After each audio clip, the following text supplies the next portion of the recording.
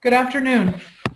I'm Professor Elizabeth Prodromou from the Fletcher School of Law and Diplomacy from the Initiative on Religion, Law and Diplomacy, and it's a pleasure to welcome you to the third in our conversation series on cultural heritage and crisis.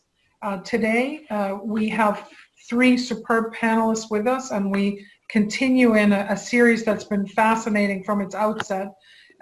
We are sponsoring this, we're co-sponsoring this series with the Foreign Affairs Institute in Athens, Greece, and there's been an organizing committee with myself, Mr. Lukas Katsonis from the Foreign Affairs Institute, and Reverend Dr. Vasilios Grikas from the National and Kapodistrian University in Athens. So it's a pleasure to have everyone on board with us, and we look forward to today's conversation. We have three wonderful speakers today who are going to talk to us about the issue of religious cooperation and cultural heritage sustainability. And as with the previous panels, the speakers come from a range of professional and institutional spaces. We're going to begin today with His Eminence Archbishop Elpidoforos Lambriniadis of America. He is the Exarch of the Ecumenical Patriarchate of Constantinople, and he is the Archbishop of the Greek Orthodox Church in America. We are going to follow then with Ms. Tess Davis, who is the Executive Director of the Antiquities Coalition. The Antiquities Coalition is an institution in Washington, D.C., and she oversees the work of the Antiquities Coalition in fighting cultural racketeering, and she manages all of the programmatic and operational work of the Institute. And then finally, we're going to conclude with Mr. Mazen Karam, who is the Managing Director and CEO, Chief Executive Officer of the Bethlehem Development Foundation in Bethlehem. He manages all of the work of the BDF, their projects, and he has overseen the initiative for the rehabilitation of the Church of the Nativity in Bethlehem. So you can see all of their bios online. I don't want to spend our time together going through a longer bio.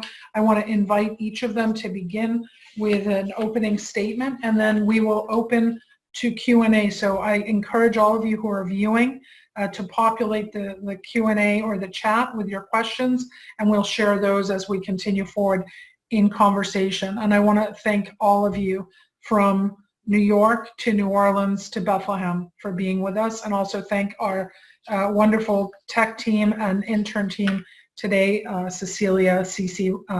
Rosenman is with us. So with no further ado, Your Eminence, why don't you start us today with your observations and remarks? Thank you, dear Dr. Prodromou. Good morning, everybody. Dr. Prodromou, our convener and moderator, and of course, faculty director on religion, law, and diplomacy at the Fletcher School. Dear friend Mazen Karam, CEO of the Bethlehem Development Foundation. Dear Tess Davis, Executive Director of the Antiquities Collection. Dear participants and colleagues, I am delighted and I'm grateful to be with you here today via these wonders of technology. I want to thank my friend, Dr. Prodromou, Mr. Lukas Katsonis, the President of the Foreign Affairs Institute in Greece, and the Very Reverend Aristarchos Grekas, Professor at the National and Kapodistrian University of Athens, for their effort and exertion to make this important conference and conversation possible, especially in these trying times of a global pandemic. Indeed, it is the crisis of COVID-19 that brings us together in this extraordinary way, and not just demonstrating our interconnectivity, something those of us familiar with the global village have known for a while now. Indeed, the pandemic has been a painful lesson in our interdependence, which is much more than mere connectedness through commerce and finance. Our interdependency, our relationality, as if I'm allowed to say that word, relationality, this is a fundamental truth of our existence on and with this planet we inhabit and with this universe we are sailing through at remarkable, if unfelt, speed. It is regrettable that we are learning this hard lesson through the loss of life and through the illness of our fellow human beings. As His All Holiness, our Ecumenical Patriarch Bartholomew has been saying for decades, and I quote his words, "A new approach and a new culture are indeed based on the centrality of the human person within creation and inspired by environmentally ethical behavior stemming from our triple relationship to God, to self, and to creation. Such an ethics fosters interdependence," says the Patriarch, and stresses the principles of universal solidarity, social justice, and responsibility in order to promote a true culture of life. These are the words of our Patriarch. And so it is that we find ourselves united in shared suffering and common cause in the course of this pandemic. And in this context, I raise again words that I shared in the presence of my co-panelist, Mr. Mazen Karam, when we were together at the Bethlehem Development Foundation benefit dinner 6 months ago, when I said, and I asked, can there be a more sacred ministry than this to preserve and defend the holy topos, the sacred locus of an entire history? That was my question then, 6 months ago, which brings me to Hagia Sophia today and the situation as it exists today. We may know what, you may know that I was born in Constantinople, in today modern Istanbul. And you know that I spent my early childhood there, and not only that, but also I served 25 years after that in the court of the Ecumenical Patriarchate, nearly all my ecclesiastical ministry, 25 years. What is most disappointing about these developments for me is that as we battle the global threat of COVID-19, the mindset of conquest, the mindset of empire still prevails and is the thrust behind the reconversion of the Hagia Sophia to mosque. Truly, my friends, we have not come very far. I hope our conversation today can reveal new, heretofore unheard perspectives that can advance the interests of all of us who wish for modern civilization to engage in defense against our real enemies, not the imaginative fantasies of the past that should be thankfully behind us as a species. I look forward to listening, to learning, and the dialogue that ensues. Thank you, Dr. Prodromou. Thank you, Your Eminence, and thank you for starting us off with wonderful reflections that amplify the importance of justice and universality and the kinds of issues that we're discussing here with cultural and religious heritage. And I know that we'll follow these up as we continue the discussion. So thank you so much, Your Eminence, for starting us off. And now, Tess, I turn to you. Good afternoon. And first, I'd like to thank the Fletcher School at Tufts, as well as the Foreign Affairs Institute of Greece, for this opportunity to join such distinguished experts and truly global leaders in discussing such an important topic. And of course, that is religious cooperation and cultural heritage. Again, my name is Tess Davis, and I'm Executive Director of the Antiquities Coalition. Our not-for-profit organization and think tank is dedicated to combating the illicit trade in ancient art and artifacts, which is funding crime, conflict, and violent extremism around the world, and where business leaders, former government officials, archaeologists, lawyers, counterterrorism experts, and other professionals who recognize that crimes against culture are a threat not just to our shared heritage, but also to global security, to national economies, and to the legitimate art market as well. And in our mission, we've been very honored to join forces with a wide range of partners, including the United Nations, the US government, foreign governments around the world, law enforcement agencies here and overseas, museums, and art market leaders. Now, of course, people of faith have much to lose from this illicit trade. One need only flip through the pages of an auction catalog or even scroll through a site such as eBay to see that sales are full of sacred objects which were never meant to be bought and sold, and yet nonetheless are being hawked to the highest bidder. Of course, as long as we've had tombs, we've had tomb raiders, and as long as there have been civilizations, there have been enemy armies waiting to plunder them. Culture has always been used as a weapon of war. Think of so many of the sites that we've seen destroyed by Daesh in recent years. Many have been sacked, sometimes many times before. However, today, throughout the Middle East, North Africa, and beyond, culture is increasingly a criminal, insurgent, and terrorist financing tool. Like conflict diamonds in Africa, blood antiquities are cultural objects that are looted from archaeological sites or stolen from collections, be that in museums or often in religious institutions, and then trafficked by armed groups to finance hostilities or exploit them for personal gain. And this cultural racketeering, as we call it, it's erasing millennia of history, and it's putting money into the pockets of brutal dictatorships, rebel armies, drug cartels, and violent extremist organizations around the world. Now, Daesh has made international headlines for its highly developed trade, but they weren't the first and they won't be the last. Indeed, if we look at some of the worst actors of the past century, from the Nazis to the Khmer Rouge, to the Irish Republican Army, to the Tamil Tigers, the Taliban, the Al-Nusra Front, Al-Qaeda, the Houthi militias, and even the Brussels bombers, we'll see that all of these groups have been implicated in the looting or theft of cultural property.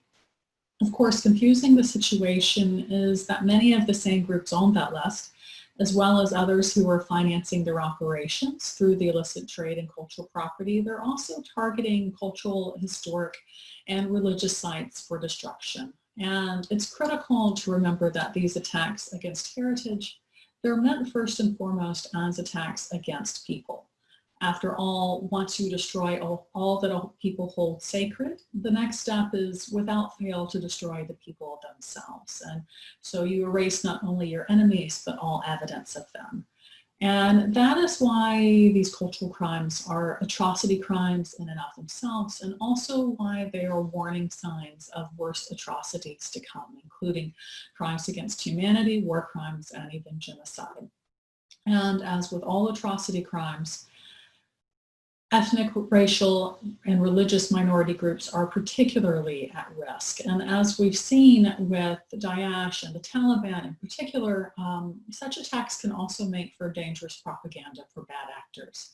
Yet once more, it's important to stress that the same fundamentalists who publicly claim to destroy antiquities as idols on camera have shown to have no problem selling them behind the scenes. Again, this intentional destruction and cultural plunder go hand in hand. The Middle East and North Africa is a cradle of civilization, art, writing, law, and so many of the world's faiths has much to lose from these crimes against culture. And indeed, many of the sites and objects that have been targeted by looters and traffickers are sacred to one of the Abrahamic faiths and sometimes to all of them. But in closing, it's important to remember that this is a global problem. All peoples with a heritage worth protecting are at risk of having it stolen, and thieves are targeting Buddhist temples in Cambodia, Hindu sculptures in India, Orthodox icons in Albania, Protestant churches in England, Islamic manuscripts in Libya, Hopi figures in the United States, colonial crucifixes in Mexico. Really, the list goes on. And this is an issue that should unite, and as we're hearing today, is uniting people of faith across the world. And while there are many challenges, there are also many opportunities for us today, which we look forward to discussing. Thank you. Yes, thank you. That was really wonderful, and thank you for providing the kind of the perspective that shows that what we're discussing here is global in scope. The challenges are certainly global in scope, and they cut across faith and cultural communities and traditions. Against the backdrop of the decision about Hagia Sophia in Istanbul, Constantinople, which is a specific example, that's a window into the globality of the issues as well. And we'll go now to Mazen, because I think both you and His Eminence, Tess, have emphasized the fact that we're not just talking about artifacts or sites or places. We're talking about the importance of those as connectors to living, sustainable communities. And Mazen, your work with the BDF, I think, beautifully amplifies and illustrates that connection between place and living community. So we invite you now to speak as well. Thank you, Dr. Prodromou, for the introduction. Thanks to the organizers at the Fletcher School at Tufts University and to the Foreign Affairs Office, Greece, for hosting such a valuable discussion series, defying the lockdown caused by the coronavirus pandemic. Thank you for including the Bethlehem Foundation and believing in what BDF stands for in relation with cultural preservation of heritage. I thank His Eminence, my good friend, Sayyidina Elpidoforos. Good to see you again. Very true, 6 months ago, you said these exact words, and I kept wondering, what else can we do after your kind words and your wisdom? We have a lot to do, Your Eminence. And thank you, Tess Davis, for enlightening us with the words of truth and for your global view, as Elizabeth has mentioned. I'm not going to be as global as you. We have a lot to offer here in Palestine. As you know, cultural heritage is preserved through movable and immovable properties. Examples here in Palestine are abundant. It takes a lot to care for these historical, cultural properties. Monuments of architecture, art, and history. We have the magnificent cathedrals. We have monasteries. We have the Dome of the Rock. Archaeological sites we abundantly found throughout historic Palestine. Groups of buildings which as a whole are of historical or artistic interest. We have the Aqsa Mosque complex. We have the Solomon Pools complex. We have the Church of Nativity complex and the Holy Sepulchre complex. Manuscripts, books, and other objects of artistic, historical, archaeological interest. We have abundance of these too. The Dead Sea Scrolls, the mosaic floors of Hisham's palace, the intricate mosaics at the Dome of the Rock, and buildings which host all these, the museums. We have also a host of museums. We are lucky to have UNESCO as a protection agency for the cultural heritage. Those of great importance to humanity are further protected by UNESCO. We have the Holy Church of Nativity, including Manger Square and the Patriarch's Christmas procession route as one of them. And also we have Batir Village, the cultivation and irrigation system dating back 2,500 years is another one. So not all cultural heritage is religious, some is secular, like Batir. Here in Palestine, we showcasing our heritage is our bread and butter. We are living it day by day. When there is peace, our economy thrives. When there is war, our cultural property, religious and secular, is threatened. So we hang on until the threat is removed. We struggle to preserve heritage in the collective memory of the people. However, the occupation by Israel is continually erasing sites from 130 Palestinian villages were destroyed in 1948, which means the generations born after 1948 cannot relate to their heritage. You know, each village had a well dug in rock. Each village has a taboon, the oven that makes bread. Each village has a house where people met. Each village on its own has its own heritage. Other than that, we have examples of heritage in danger by, I mean, Rachel's tomb, for example. is venerated by all three monotheistic religions, but now it's carved out from Palestinian area as serving only the Jewish community. Herodian Palace east of Bethlehem is the same. It was taken from the Palestinians. So the occupation is continuously threatening cultural heritage of the Palestinians. Demolishing houses around Jerusalem in the city of Silwan in an attempt to find David's city is demolishing Palestinian heritage. So the challenges are big, but I wanted to mention that occupation and war are the biggest threat to our cultural heritage. I want to talk about the champions of cultural heritage. Who is preserving the cultural heritage? The first and foremost champion of cultural heritage are the indigenous people. Two examples. Batir inhabitants were the people who started this irrigation system 2,500 years ago. And they maintained that for 2,500 years. And it's still going on. And they, the same people, descendants of 2,500 years ago, were the people who applied to UNESCO get approved as a World Heritage Site. So thanks to them for preserving Batir. The same thing, the Bethlehemites, despite series of wars and destruction to the Church of Nativity, which was built in the 4th century, they were able to keep in operation for 16 centuries. They too were the people who applied to UNESCO to enlist them as a World Heritage Site. And now we have the private sector. The private sector, who are working, supporting the restoration of the Church of Nativity, which we support too at PDF. But I want to single out the late Saeed Khouri.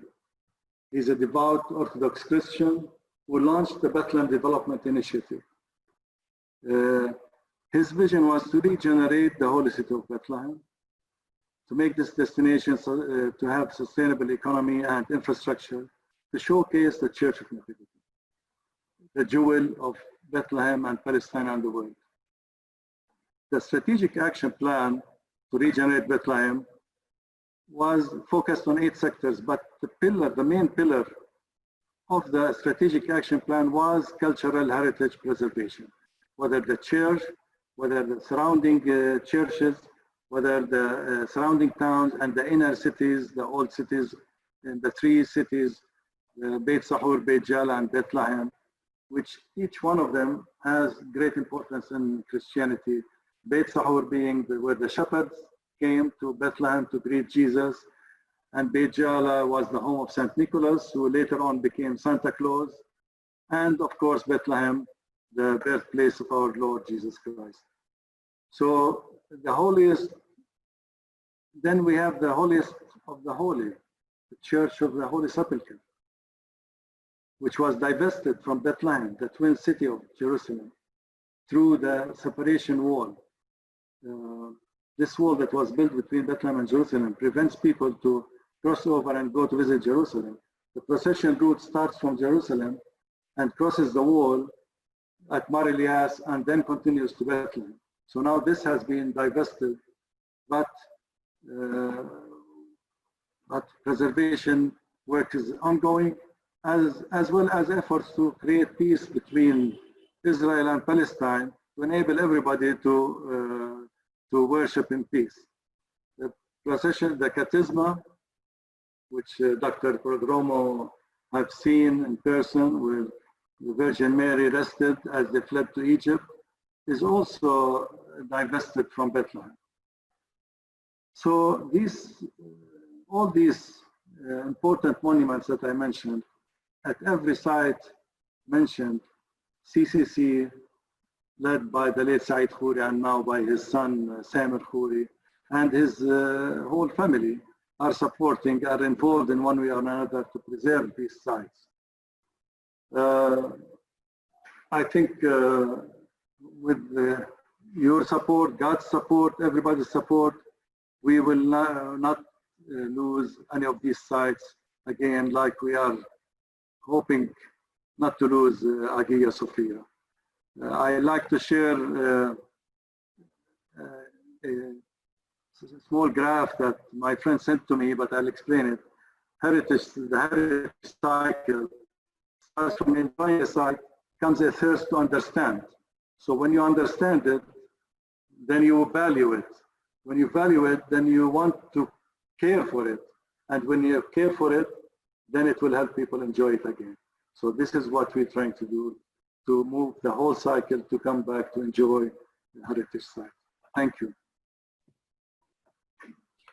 Thank you, Mazen, and thank you for also highlighting this difference between violence and non-violence, and the way in which violent circumstances certainly present a threat to cultural and religious heritage as a kind of universal gift, but also non-violent circumstances that can be equally pernicious and negative in terms of their effects on preservation and sustainability. And I'd like to turn back to that question, and I don't want the whole discussion to be about Hagia Sophia, but certainly since it's been in the news and there's been a huge kind of media attention to Hagia Sophia, I wonder if we could say a little bit about that and discuss that to begin with. There are a couple of questions also that directly relate to Hagia Sophia, and then we'll move on from that. And so I'd like to ask you, Your Eminence, to begin in terms of how it is that the importance of supporting Hagia Sophia as a UNESCO World Heritage Site, respecting the requirements of World Heritage designation, is also important for the sustainability of a living community, certainly the Greek Orthodox community, but all faith communities and non-believers as well in Turkey. Can you say a little bit about your own experience with the importance of preserving that site and what it means for the living community of Christians in Turkey? Thank you, Dr. Prodromou. It's not Hagia Sophia's conversion to a mosque is not just an issue that concerns only the Orthodox or the Greek Orthodox Christians in Istanbul or all over the world.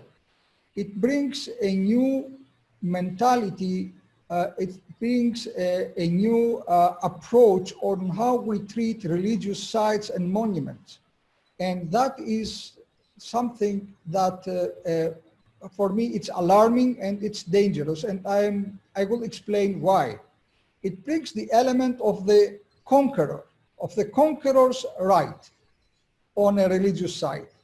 And the idea from the Turkish side is that since I am the conqueror of this place, I own all the religious sites and I can deal with them the way it pleases me and it pleases my conqueror rights. After 85 years of museum status, and after almost 100 years of the Turkish Republic, which is a secular and modern country and democratic state, going back to the mentality of the conqueror of 1453 is a huge step back in the history. It brings elements in modern life from the past that we all thought they were already overcome, and we thought that we had a progress in modern societies, and that we are not based on the mentality of the conquerors and of the sword right, but on secular states with modern democratic values and respect to the heritage and to the history of each monument. Can you imagine if we apply this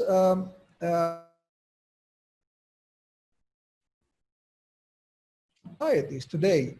Do we really think that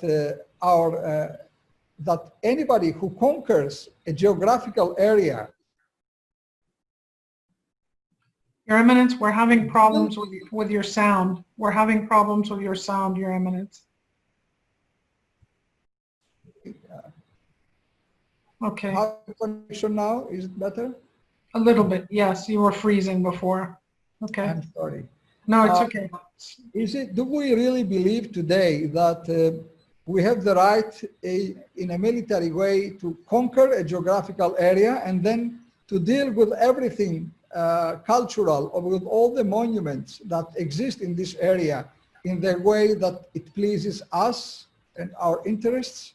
Do we have rights to deal in any way with these monuments?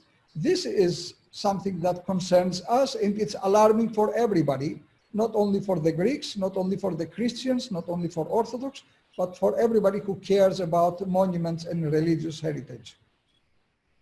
Thank you. Thank you. I wonder if I could ask either Mazen or Tess to follow up on this. And Tess, there's also a question specifically directed to you from our audience, which is related, which has to do with, and I'm not sure if this is something you've been following, but the proposal for a cultural a memorandum of understanding between the government of Turkey and the United States on cultural property.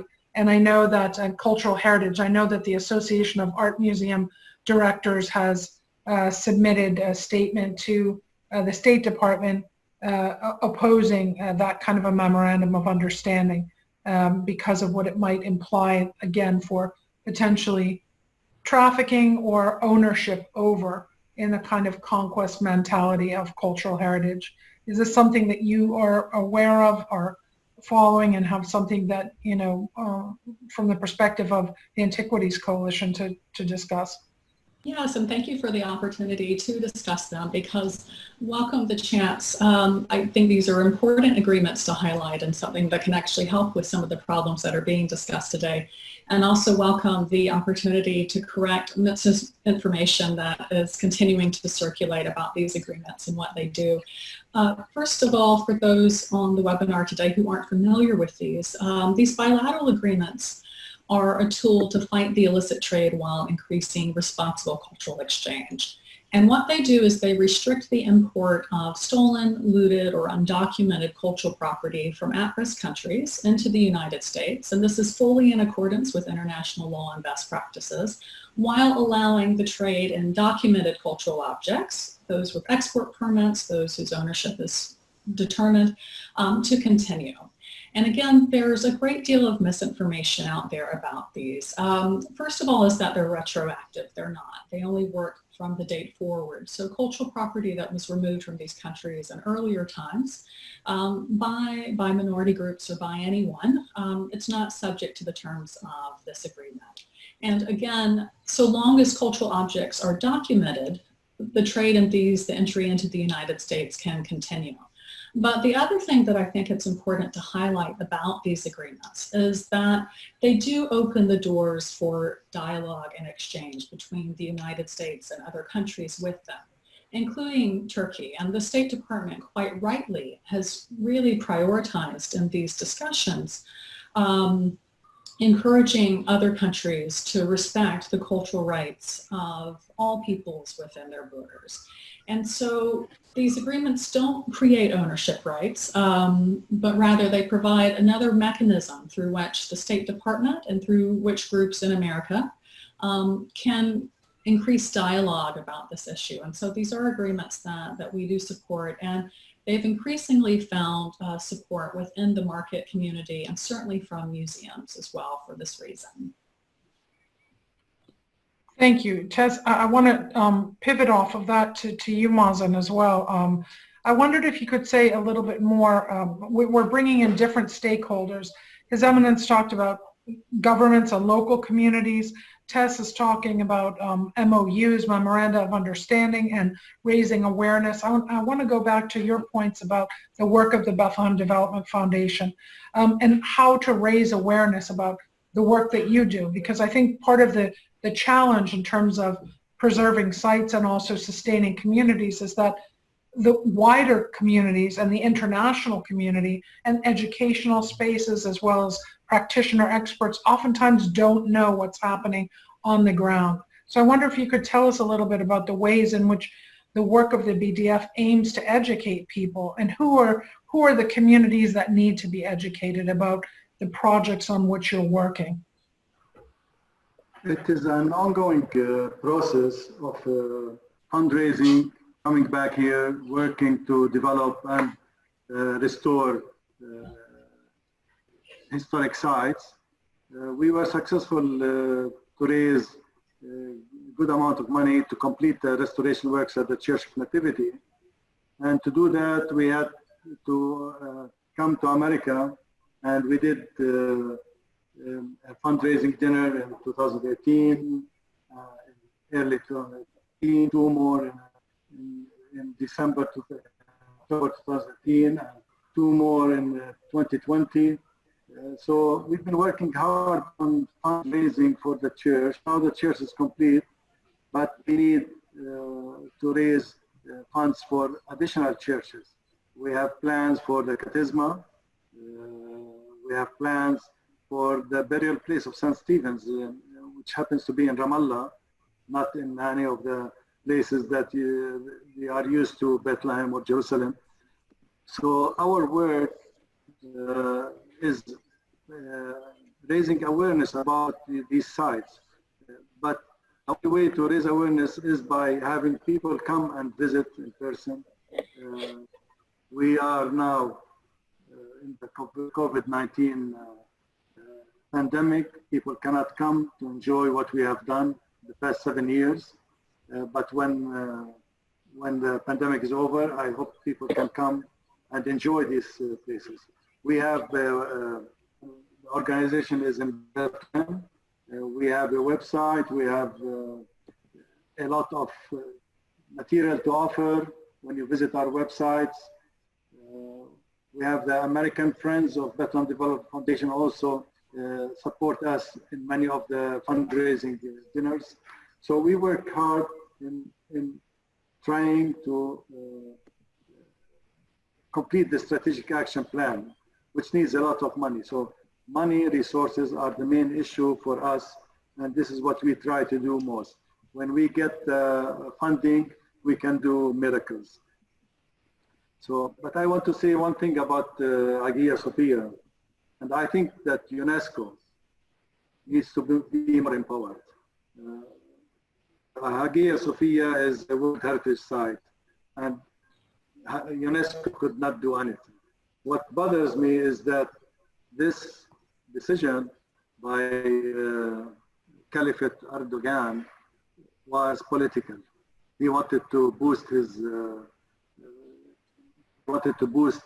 his popularity. So I think he's acting like an emperor. He's acting like a sultan by doing this unilaterally to promote his political agenda. This is what hurts. Treating something like the Hagia Sophia in such a manner is really hurting. And I like to see UNESCO more empowered to prevent this, to stop it. Say, no, you cannot. And as His Eminence said, if you conquer does not mean you have the right to do whatever you want in anywhere, like the Holy Sepulchre. You're not allowed to do what you want to do as an occupation. Still, it is governed by the three churches. The same in the Church of Nativity. It's governed by the three churches. This is non-governmental issue. Can I ask, following up on this issue of, you mentioned UNESCO, one of the themes which has come up in the previous two segments of this series has been the issue of compliance. And Tess, you talked about memoranda of understanding as an opportunity for dialogue, but then there's also the need for compliance. And I wondered if you could say a little bit about any of you about the possibility of recognizing the rights of religious groups, communities, and individuals, not just nation states, to preserve their cultural heritage. Would that improve compliance mechanisms? Would it improve the kind of dialogue and multi-faith and religious and non-religious cooperation that all of you are hinting at? And maybe we'll start with you, Tess, and then we'll go to your Eminence and come back to Mazen. What do you see as potential solutions to the kinds of challenges that all of you are raising? Because it's clear that compliance is a problem. Well, I think you've hit upon here perhaps the most difficult issue in cultural heritage today, and that comes down to ownership and who owns the past. As we know, international law has increasingly recognized that cultural rights are human rights, which is a wonderful and long overdue recognition, but it still provides very few answers on who decides what cultural heritage is and who controls it. How does the law protect these cultural rights? And as we're hearing in this conversation today, what happens when the cultural rights of one group conflict with those of another? And these questions, they're important to cultural heritage management, they're important to religious communities, but it's also getting into a wider discussion about the role of states and non-state actors that we're seeing across the board, across just about every international issue today, whether we're talking about the destruction of cultural property or whether we're just talking about the destruction of the rainforest. And so I would say this is the top issue today in the field because everything else is tied to it.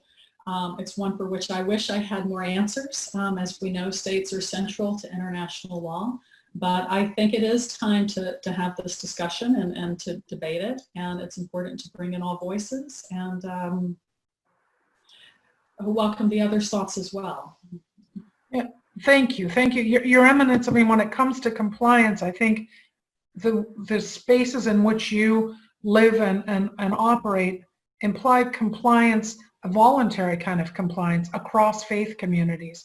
And I wondered if you could tell us a little bit about whether you're experiencing support and cooperation across interfaith, ecumenical lines when it comes to the Hagia Sophia question, and therefore generate a kind of grassroots citizen and communal compliance that is voluntary in nature, but which in fact has an impact. Thank you, Dr. Prodromou. It is really amazing how much support we have from all kinds of the partners on interreligious and ecumenical level. We have not only here in the United States, but all over the world. I just want to mention what happened here in the United States, not only the eparchial synod of the Greek Orthodox Archdiocese, but the whole assembly of the Orthodox bishops of all jurisdictions in the United States. We published a statement supporting and condemning, supporting the idea that it was a bad idea to convert Hagia Sophia to mosque. We had a very important support from the Roman Catholic Church. Pope made a very strong statement on that, His Holiness. And here with the Cardinal of New York published together with me a common statement supporting the idea of Hagia Sophia remaining a museum. And the most encouraging for me was the telephone call I had with the President Sayed, who is the President of the Islamic Society of North America, and who published also, it was not just a telephone call, we had an official statement from them saying that this is not an expression of Islamic faith to reconvert Hagia Sophia to mosque. All these expressions are encouraging and they indicate the international interest and the international conflict to even to the idea of Islam, that this decision was not compatible with the Islamic belief on how we treat the religious sites and religious monuments like Hagia Sophia.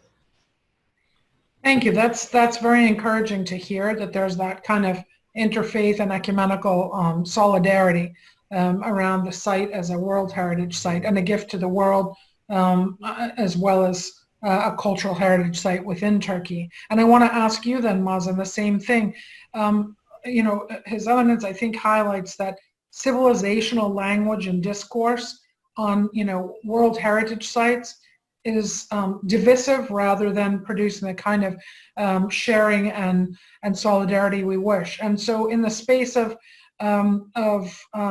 Bethlehem and the Palestinian territories, can you tell us a little bit about Abrahamic cooperation and what your experience has been rather than the kind of standard civilizational presentation that we oftentimes hear in the media. Do you see interfaith cooperation? And then also, do you see, tell us a little bit more about the public-private cooperation that you mentioned earlier. Where are there signs of positive development rather than division?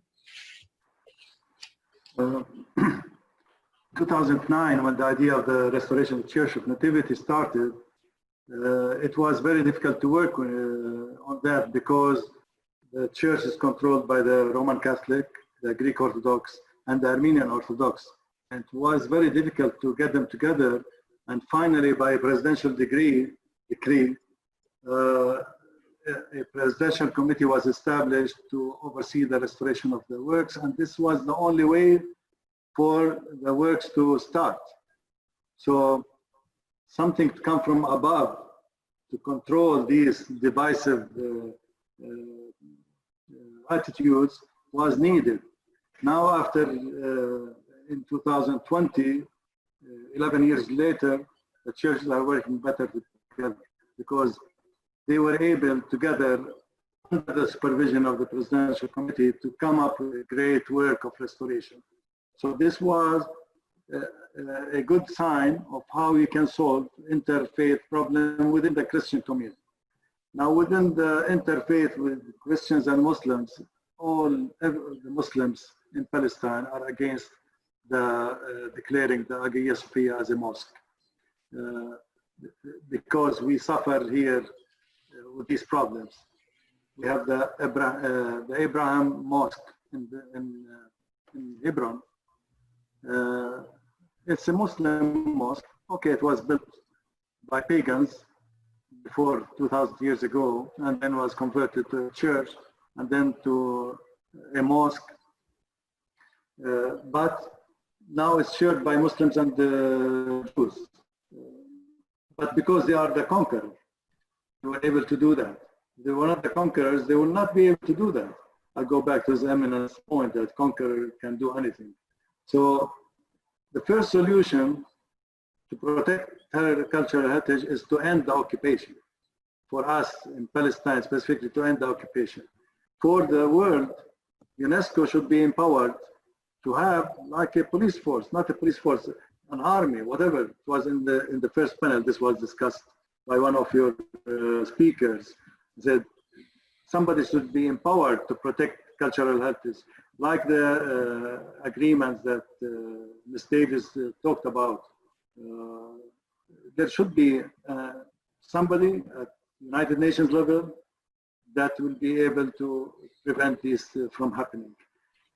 If there is no war, no occupation, the Abrahamic religions will work perfectly. Before 1948, my parents in Ramle, we had Christians neighbors, Muslim neighbors, and Jewish neighbors. And all three were living together happily. The only introduction was the war and the eviction of the Palestinians from Palestine in 1948. Thank you, Mazen. Thank you. May I bring another dimension to this discussion? Absolutely. There are monuments in the history that are of shared experiences from different religions. And Hagia Sophia is an example. Nobody can ignore that for almost 500 years, Hagia Sophia was a mosque, and Muslims have a very strong feeling for Hagia Sophia. But again, 1,000 years, Christianity was, again, it was a cathedral for the Christians. In this kind of monuments, we need to offer an option that will not hurt either part and will equally offer the possibility for both or all religions who are connected with a monument in this way or another. And I don't want to judge if it is the right of the conqueror or not. I'm seeing that in a very neutral way. It's a monument that was shared in the history by two major religions. There is no wiser decision than Atatürk to say, okay, let's live in peace now. We are a modern secular society. We founded the new Turkish Republic, Ottoman Empire. has collapsed. Let's live in peace together, Christians, Muslims, Armenians, whatever nationalities we are, and let's share this monument, have equal access to that monument as a museum. That was a very wise decision. To change that decision, again, favors one part of the history, and which is not favoring the social peace, and it's not a guarantee for the religious freedom in Turkey, because it brings two categories of citizens for Turkey: the citizens that have the right to access that monument as religious people, and those who are not able to pray in that monument. This is really a danger I want to bring in your attention. Thank you. That's a fantastic transition into one of the questions that has come in here. Thank you, Your Eminence. And the question was directed to Tess, but I think you've all touched on it. The question is from the listeners. It says, in your opinion, Tess, what would be the most effective kind of international legal instrument for combating antiquities, destruction, and trafficking? Or, I guess, for establishing a kind of commitment to shared spaces, as His Eminence just discussed. And the viewer mentioned blood diamonds and the Kimberley process, which you can tell our audience what that's about, but the certification scheme to prevent the sale and of conflict diamonds. So can you tell us a little bit about whether or not you could envision something like that by the international community when it comes to protection of sites or trafficking in artifacts looted from sites? Well, thank you for the question. With regards to the illicit trade in art and antiquities, as with all types of illicit trade, borders are really our best defense. And so our organization strongly advocates that countries around the world, and especially those market nations, work to cut off cultural heritage, as a source of financing for these groups. The illicit trade is a demand-driven trade, and no illicit trade has ever been defeated at its source, no matter what you're talking about. It requires stifling that demand. And in the case of art and antiquities, a handful of countries control that demand. And so the stance that has been taken by groups from the United Nations Security Council to the European Union to UNESCO and the United States as well is to close borders to undocumented antiquities, particularly from countries in crisis. And we've seen that this can be quite effective. For example, most of my work has actually been within the Kingdom of Cambodia, and research there has shown that when the U.S. put into place import restrictions on Cambodian cultural property, and again, these were not retroactive either, they were just from the date forward, that sales of Cambodian antiquities dropped by 80% at a major New York auction house. And again, because these agreements allow the trade in documented material to continue, I think that the statistic has suggested that a lot of that material was undocumented and thus probably illegal. So the United States, through these bilateral agreements, cuts off, we require documentation coming into the United States for close to 20 countries now. We have also import restrictions for Iraq and Syria through legislation, but there's still a number of global hotspots that aren't addressed, Afghanistan being a key one. And another tool that we think is very important, particularly in talking about countries in conflict, is that since cultural heritage provides such an important foundation for national reconciliation, for economic recovery, that its protection really needs to be explicitly incorporated into peacekeeping mandates and training, as well as post-conflict planning and recovery trust funds. And this has happened in some places like Mali, but it hasn't happened in others. And this is a huge missed opportunity because, as we know, to take again the example of Cambodia, Cambodia's cultural heritage was such a way for the country to rebuild itself, both in terms of its identity and in terms of recovering from the civil war, and also, economically through tourism. And so it's really crucial that this being included in plans going forward, and it hasn't been. And third, another thing that we think is very important is that crimes against culture should be criminally prosecuted along with other atrocity crimes, either through international tribunals or through domestic prosecutions. And this is starting to happen at the ICC as well.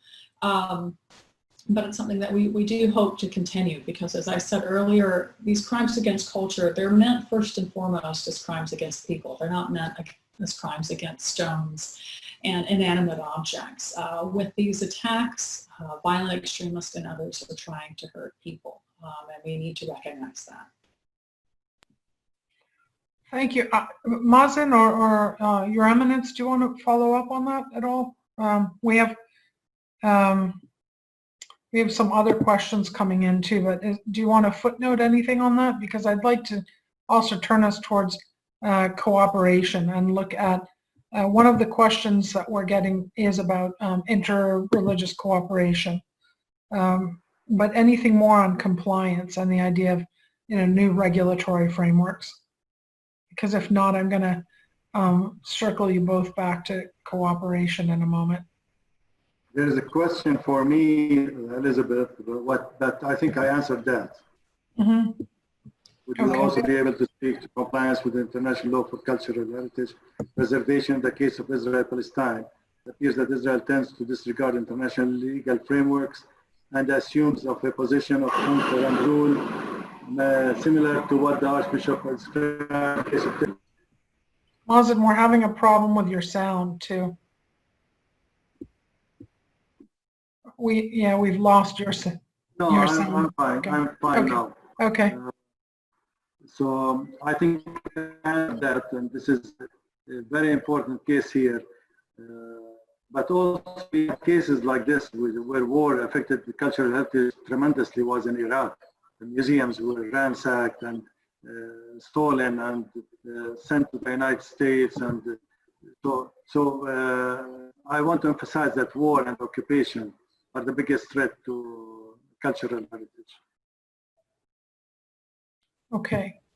Your Eminence. This is exactly the danger I was talking about, because if you approach the monuments with the mentality of the conqueror, it gives you unlimited rights and it gives you rights that you don't have, because if you think you are the conqueror, then even you may think that you have the right to even to destroy or to alterate or to change the monument, which you are supposed to respect, because it's a monument. It's not a symbol of the conquered area or whatever.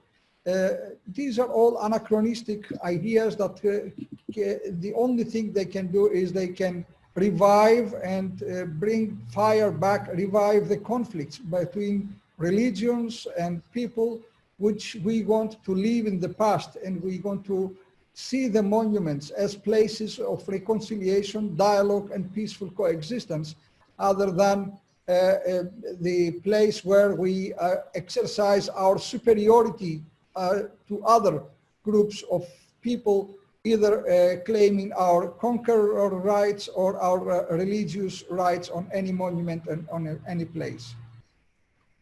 All right, thank you. This whole issue of what divides as opposed to what unites, and conquest versus those who conquer, those who are conquered. We have a question on a similar vein. We've been tending to focus on the Middle East, and I'd like us to broaden out. And Tess, I appreciate your global perspective and because of your experience around the world. So I want to ask a question that's Middle East related, and then ask you, Tess, if you have any experience of modeling, let's say from the experience in Cambodia or other places that could be applied to the Middle East. So again, going back to the Middle East as a space of the Abrahamic traditions, Judaism, Christianity, and Islam, one of our questioners raises the issue of what's happening to the dispossession of indigenous Jewish people from throughout the Middle East, the greater Middle East. And she raises the point that there are reports emerging that months after the U.S. State Department signed an MOU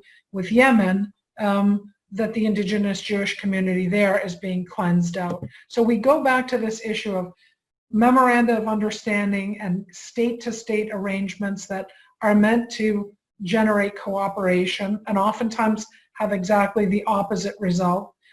We go to the Middle East as a specific region where there are 3 ancient faith traditions that have sites that can be shared or that should certainly at least be respected. And then finally, and we see a lot of failure and a little bit of success.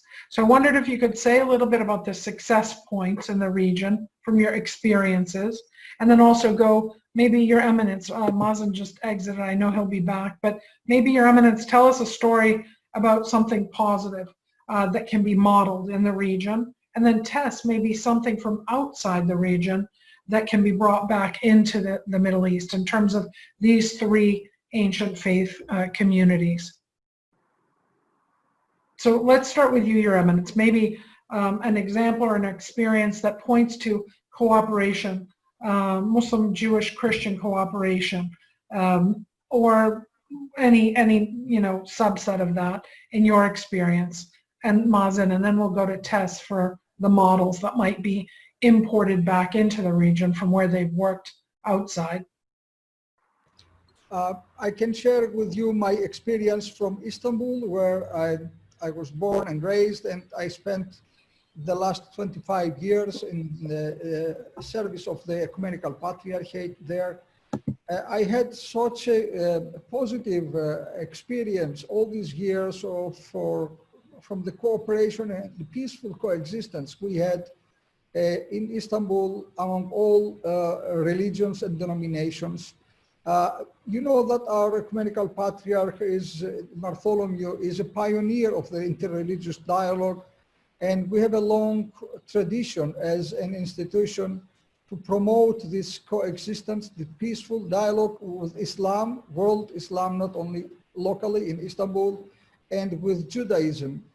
And in Istanbul, as an institution, we always had very close relations. We shared our major feasts. We visited each other. We shared the joy of the feast of each other.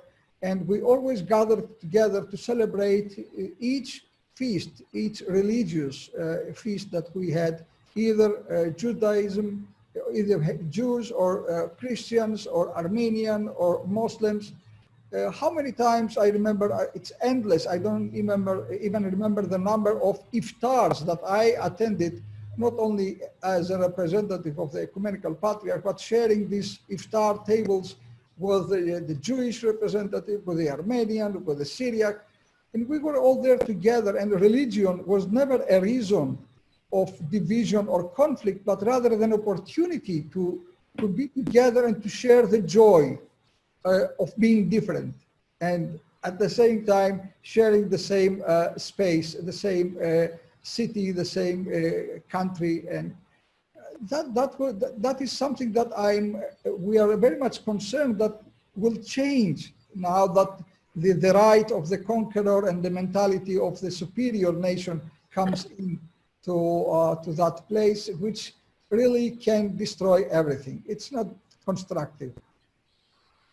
Your Eminence, I'm going to follow up on your quote and then turn to Mazen now. The joy of being different. That's a phrase that we don't hear a lot in our world today. So I wonder if we can apply that, Mazen, to an experience you might have had then with the work of the BDF, where that joy of being different is actually that you've seen it in terms of Muslim, Christian, Jewish cooperation, or at the very least conversation about the significance of sites for the sustainability of all 3 communities. I can say that there is interfaith dialogue between Christians and Muslims throughout, because we live together as occupied people. When the state of Israel wants to declare a Jewish state, how can I sit and have interfaith with Jews? I mean, if the political are trying to do it a Jewish state, if there was no Jewish state and it's a secular state, then we can talk Christians, Jews, and Muslims. We go pray together at the Abraham Mosque. We go pray together in Jerusalem. There is nothing between the religions themselves. In Yemen, want to tell Sarah, who posted this comment on the Zoom, that the Houthis are also against Muslims, not only against Jews. So they're not only cleansing Jews, maybe cleansing Muslims, and I don't know if there are Christians in Yemen or not. But as a matter of fact, there's many Jews who want to go back to Yemen because they're better in their indigenous land, Yemen, and not in Israel. Israel has encouraged the Jews to come from all over the Arab world and come to build Israel occupied on Palestinian land and occupying places taken over from Palestinian Christian and Muslims. So ending occupation can bring in interfaith dialogue from three monotheist religions. As being different, yes, we are different. Each one has his own places, the Muslim, the Christian, the Jew. Each one is trying to preserve his place and proud of it, and others are enjoying it too. I know Muslims will share with us, they are in the front rows in every celebration. Holy Light, Saturday they are there, Christmas lighting tree, they are there, Easter celebrations, the Muslims are there. We also attend many iftars before COVID. We had iftars almost every day with our Muslim brethren. But because of the occupation, we are sealed off from territories that have Jews in them. There are no Jews living in the West Bank except in settlements which are illegal. So I don't know if I can do better than this. That's the situation, that's the reality on the ground. Okay, so yours is a very sobering response to the possibility of what His Eminence described as the joy of being different.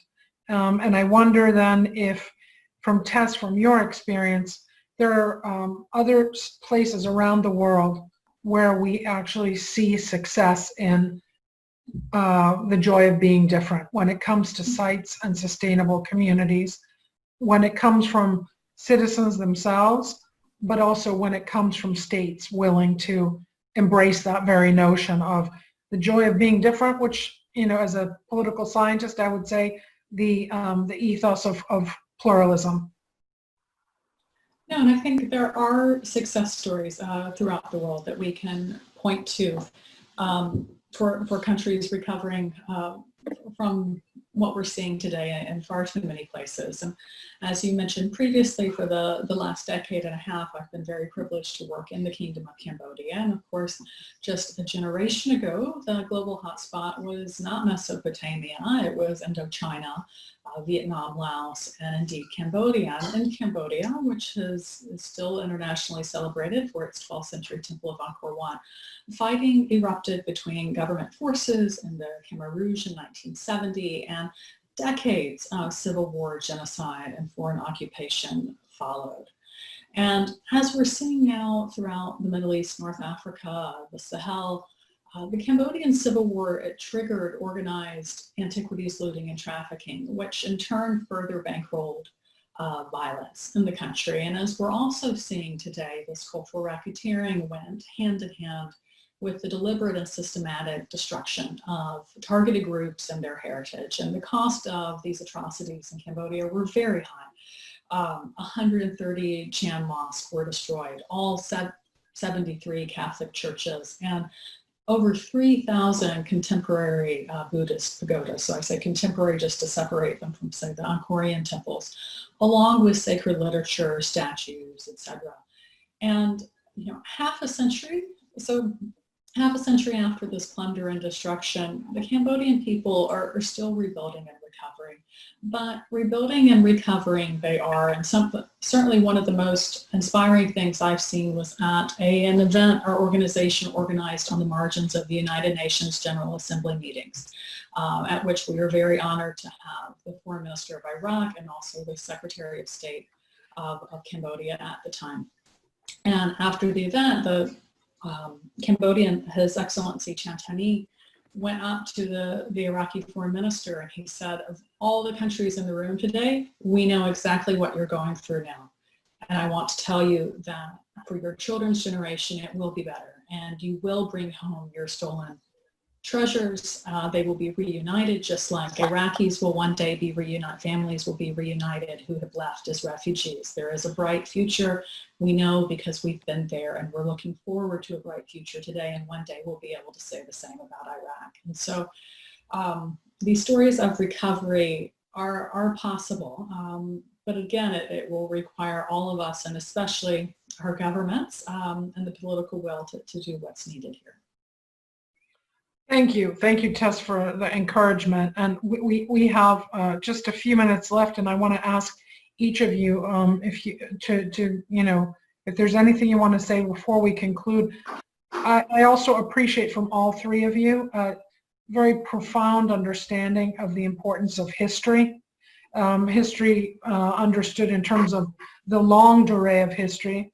Mazen, that's clear in everything you're talking about. Your Eminence, of course, history understood in cosmological terms and eschatological terms for those who do a bit of theology. And then Tess, for you, history, seeing historical change in the way, an intergenerational transmission of either wounds or healing through approaches to cultural heritage preservation. So I wondered if you could each maybe say just a quick concluding statement before we sign off for today's session.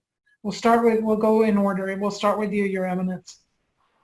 Thank you, Dr. Prodromou. I just want to address an appeal to all of us to protect the cultural and religious monuments by not making them a place of conflict and controversy, because this exactly is endangering their status. They may become a target for anything. So the best way we protect the monuments is when we make them place of peace and reconciliation and understanding and love, not a place for any kind of disagreement or conflict or any other controversy which endangers actually the status and the building itself. Thank you, and thank you for inserting the word love into international relations, something we oftentimes don't hear. But thank you for affirming all of our humanity, because that is oftentimes forgotten in these discussions and what we're all trying to do. Mazen, Tess, we'll go to you next, and then we'll conclude with Mazen. I'm going in order. Well, just to build on the Archbishop's excellent comments, just to remember that so much of this heritage that we're talking about today and that we talk about in our work, it predates so many of the world's divisions, and it's targeted because it's so powerful. It's targeted because it can be such a symbol of peace.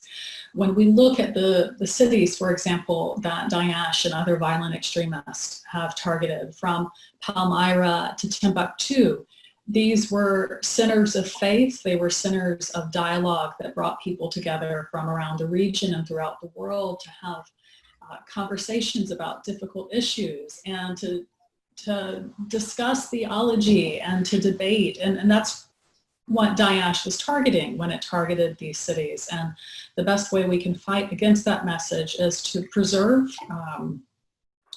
this past, to pass forward to future generations. And as was so eloquently said before me, as a symbol of reconciliation and a tool for it as well. Great. And now, and Mazen, you've, I think, more than anyone really articulated the sense of pain and loss that goes with the failure to preserve and respect sites and the peoples who go along with them. So how about love and healing? Where does that come in for you as we close out this conversation?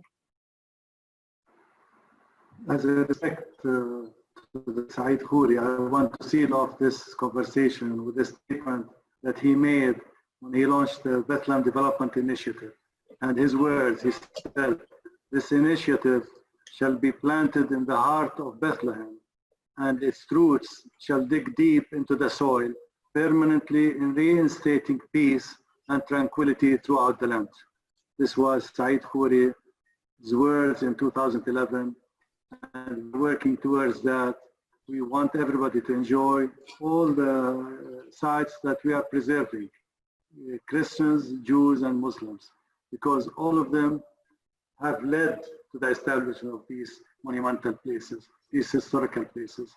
The three monotheistic religions are built on top of each other from the experience of the previous religions. Thank you. Thank you. Thank you very much. And thank you to all of you for today's conversation. For me, it's a pleasure every time I have the opportunity to be with you. So thank you for sharing with all of us. And also thank you for the viewers. I want to thank you for your patience and also your questions. Also, I want to thank again the members of the organizing committee and also our partner with the Foreign Affairs Institute in Greece, their president, Mr. Lukas Katsonis, but also the very Reverend Dr. Aristarchos Grekas, who is at the National and Kapodistrian University of Athens. I think earlier today, before I had enough coffee in me, I also called you Vasilis instead of Aristarchos, so I hope you'll accept that name as well. But thank you for all of you for being here, and I urge people to come back on July 20th for our next session, which is on cultural heritage protection and diplomacy. So it's really kind of calling states directly into this conversation. Thank you all very much, and I wish you all a healthy day. Thank you. Bye-bye.